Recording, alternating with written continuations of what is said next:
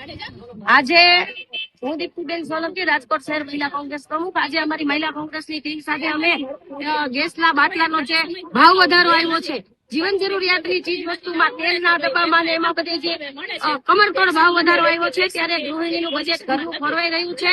ભાઈઓને બેરોજગારી વધતી જાય છે, પૂરતી કમાણી નથી, ત્યારે આવા જીવન જરૂરિયાતની ચીજ વસ્તુમાં ભાજપ સરકાર જયારે એવું થઈ રહી છે કે સબકા સાથ સબકા વિકાસ, ત્યારે આપ જોઈ રહ્યા છો કે આટલી બધી કમરતોડ મોંઘવારીમાં લોકોના ઘરના રોટલા ખાવાના પણ ફાફા પડી ગયા. નાના અને મધ્યમ વર્ગના માણસોને એવી પરિસ્થિતિ સર્જાય છે, ત્યારે મૃતપ્રાય થયેલા બાટલાની આજે અમે નનામી કાઢી છે. અને દેશના વડાપ્રધાન જયારે એવું કહેતા હતા કે ગટરમાંથી ગેસ ઉત્પન્ન થાય, તો એના પણ આજે અમે પ્રયત્નો કરી લીધા છે, નિષ્ફળ રહ્યા છે.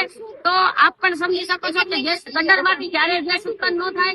તો દેશના વડાપ્રધાન પોતાની બુદ્ધિનું આવું પ્રદર્શન કરી રહ્યા છે, ત્યારે અમે એનો વિરોધ કરીએ છીએ. અને આ ગેસના બાટલાનો, તેલના ડબ્બાનો ભાવ વધારો જે છે એ પાછો ખેંચાય, એવો અમારી લાગણી છે.